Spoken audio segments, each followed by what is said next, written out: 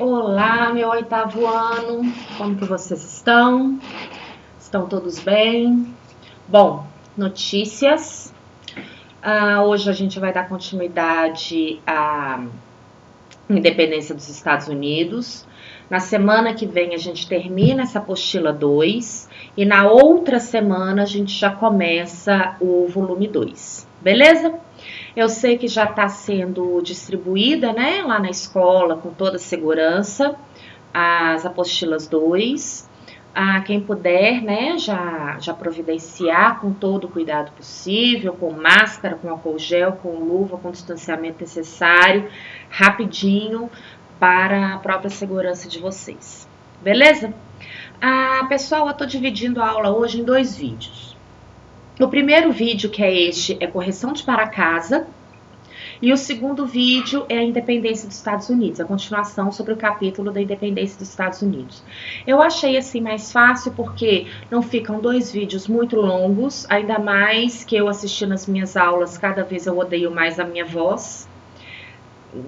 Tem cada vídeo que a minha voz está tão estridente que, pelo amor de Deus, para os vídeos não ficarem muito longos, para a gente poder separar direitinho, ok?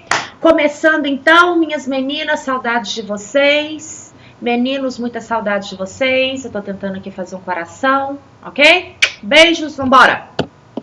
Bom, exercícios 1, 2 e 3 da página 67. Leia novamente o trecho sobre o Pacto de Mayflower, subtópico 1.1, identifique a ideia de autogoverno contido nele. Bom, eu não coloquei aqui, eu coloquei aqui somente uma figura, né, do que foi o Pacto de Mayflower. Foi quando aquele grande navio trouxe muitos imigrantes, né, ingleses, principalmente ingleses, mas ingleses, irlandeses, ou seja, escoceses, todos aqueles que faziam parte da Grã-Bretanha, que não seguiam, né, basicamente a religião anglicana, que era a religião oficial, que ainda é até hoje a religião oficial, mas hoje eles aceitam outras religiões, porém naquela época, presbiterianos, católicos, calvinistas, eles sofriam muitas perseguições. Então, no Pacto de Mayflower, que eu coloquei aqui o original, né, que eu peguei no Google, ele fala o seguinte: agradeço ao rei, agradeço a Deus, porque eu cheguei aqui nesta terra, e aqui eu vou fazer leis, aqui eu vou fazer leis que sejam iguais para todos, aqui eu vou ter a minha liberdade. Basicamente isso. Mas vamos lá. Qual que é a ideia de autogoverno que tinha nesse Pacto de Mayflower? O trecho demonstrado há uma intenção de decretar, redigir e conceber justas e igualitárias leis, de forma que proceda a paz na colônia, ou seja, o principal objetivo do trecho do documento era servir como contrato social, onde os envolvidos, ou seja, todos os colonos, se comprometeriam em seguir as regras lá descritas, evitando problemas pelas faltas de leis. Quais eram as regras? Leis justas e igualitárias. Liberdade. Cada um teria o seu lugar, cada um teria a sua terra com as suas leis. As leis elas serviriam para todos os colonos, ok? Mas principalmente o mais importante que eles estavam procurando e conseguiram encontrar na América, né, na América do Norte, igualdade e, além de igualdade, a liberdade. Bom, favorecendo a ordem e organização social dessas colônias e, consequentemente, resultados melhores, tanto políticos quanto econômicos. Bom, tá aqui, então, o Pacto de Mayflower, que eu lembro que lá estava escrito que tinha assinatura de todos que tinham chegado, mas aqui eu coloquei assim, uma ilustração, né, deles chegando na América, ok? Então vamos lá, continuando, número 2. Explique o que foi a negligência salutar na América e a sua influência na política e na economia das 13 colônias. Antes de tudo, coloquei aqui um mapa, de novo, sobre quais eram as 13 colônias, ok? Lembrando de uma aulinha que eu dei na semana passada. Colônia do Norte, Colônia Central, Colônia do Sul, mas todas elas eram colônias que, de uma forma geral, era para quê? Para poder abraçar os colonos fugidos da Grã-Bretanha. Bom, negligência salutar, ela é uma expressão utilizada para designar a pouca participação da colônia na metrópole. Qualquer tipo de intervenção, seja ela política, seja ela econômica. Os colonos, eles criaram um sistema de autogoverno em que podiam elaborar as suas próprias leis e eleger o seu próprio parlamento. Ou seja, o que foi a negligência salutar? A partir do momento que os colonos foram chegando nas terras da América do Norte, foram se acomodando, foram formando suas vilas, suas sociedades, foram formando toda a sua vida. O que estava acontecendo? A Grã-Bretanha não estava se importando com isso. A Grã-Bretanha, ela não estava, a metrópole, na verdade, ela não estava se importando muito com a sua colônia. Ela estava lá com outros problemas para poder resolver. Olha, esse povo aqui está dando problema, esse povo aqui não segue a religião anglicana, manda para a América. E não havia qualquer tipo de intervenção econômica e ou política da metrópole com a colônia. Sendo que os colonos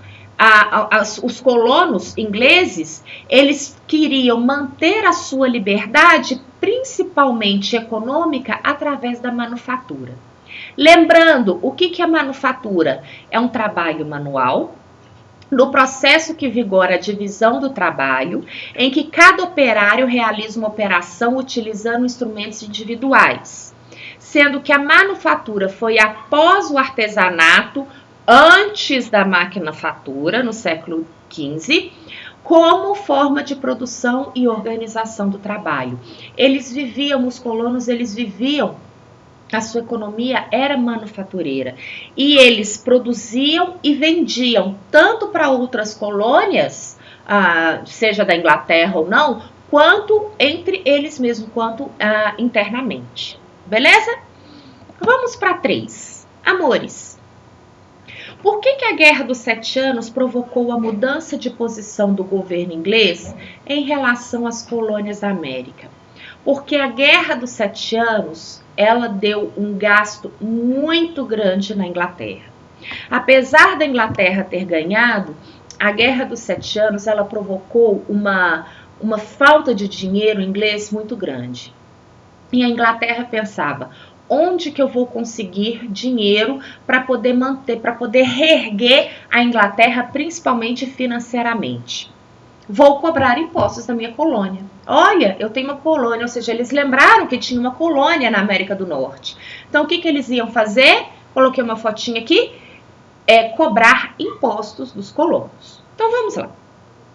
Devido aos efeitos da Guerra dos 7 Anos, apesar da vitória inglesa na guerra, a Inglaterra, ela caiu em uma grande dívida com os custos da guerra.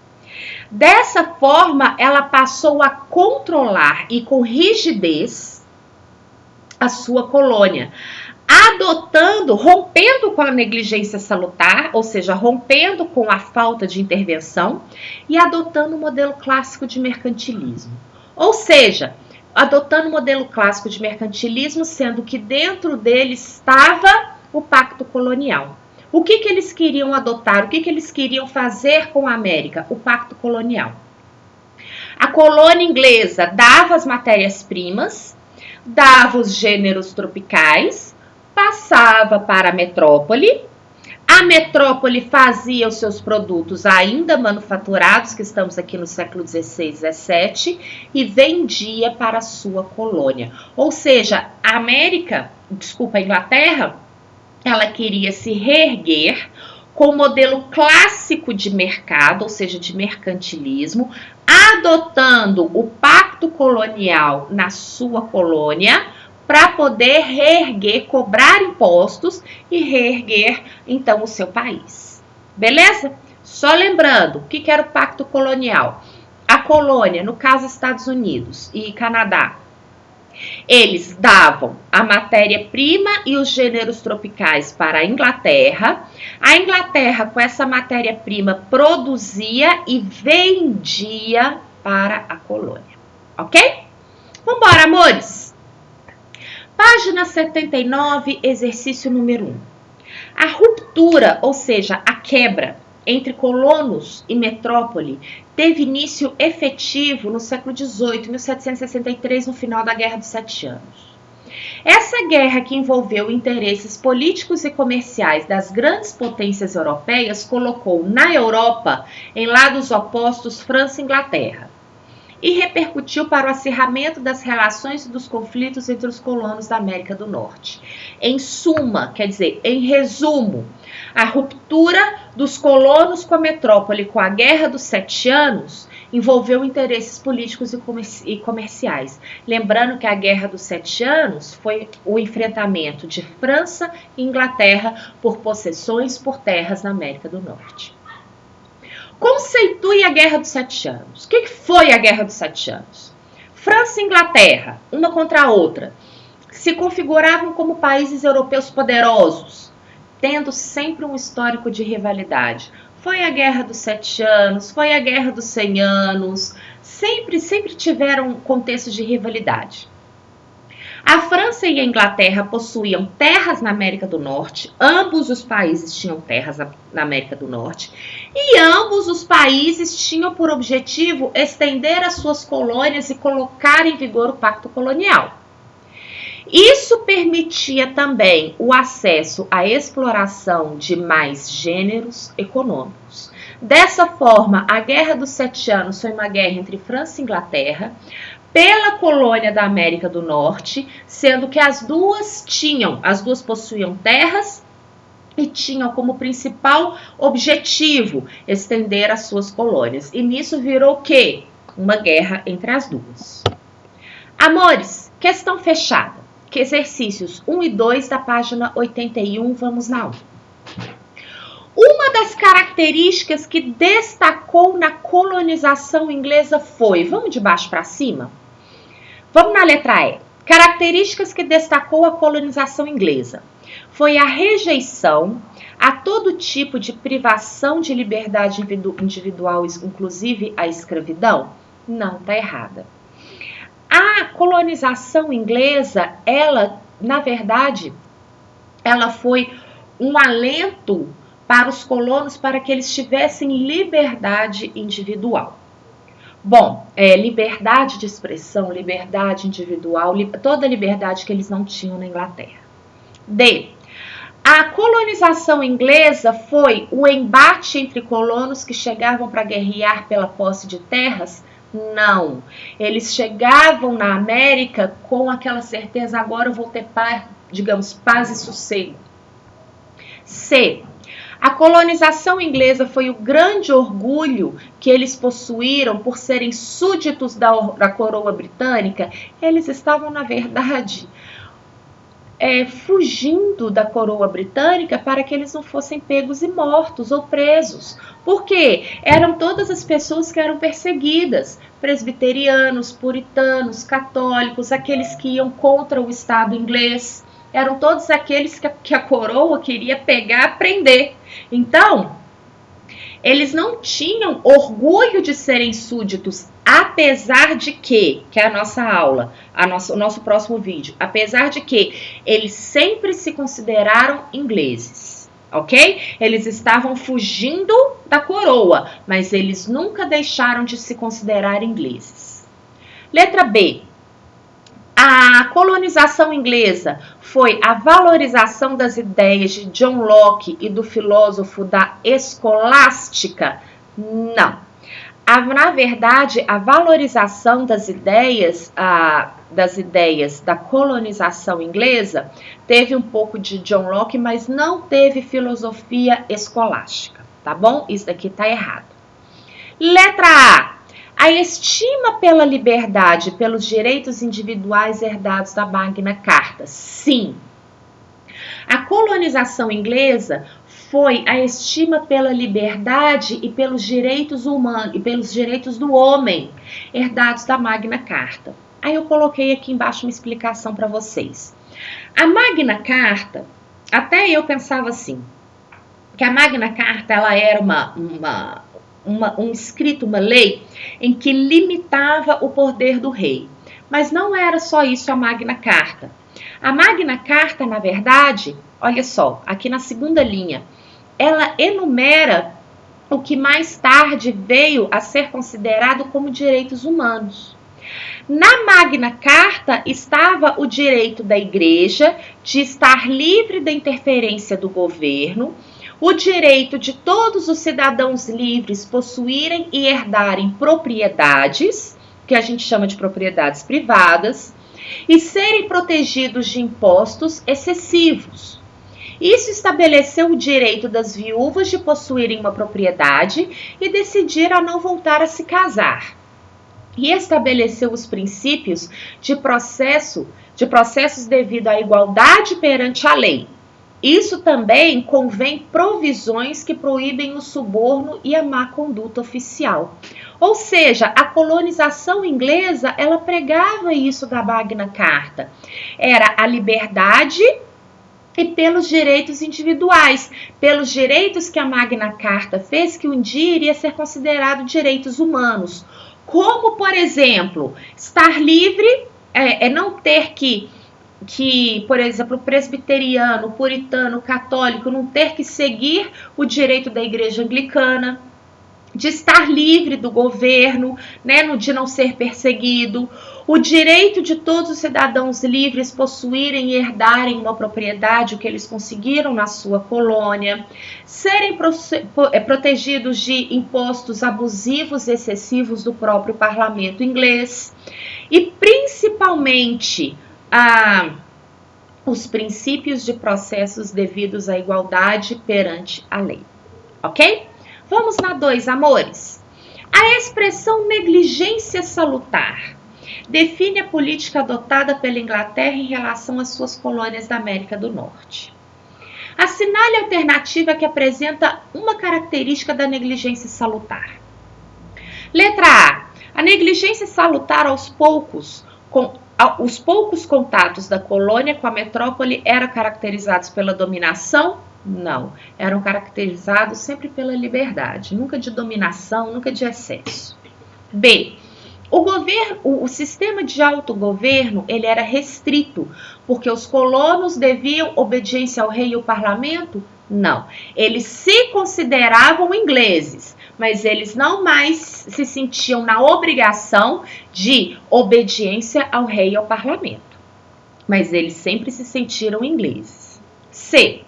As colônias elas possuíam relativa liberdade comercial, sendo, no entanto, proibidas de manter atividades comerciais com outras colônias inglesas. Errado. As colônias elas possuíam total liberdade comercial, tanto que eles praticavam a manufatura, e não eram proibidas, muito pelo contrário, elas mantinham atividades comerciais, seja internamente entre as 13 colônias, seja com outras colônias inglesas, como por exemplo as Antilhas. D. Atividade manufatureira industriais eram proibidas na metrópole? Não. Não eram proibidas na metrópole, não eram proibidas na colônia, mas estamos falando aqui a gente já está falando do século XVIII. As atividades não eram proibidas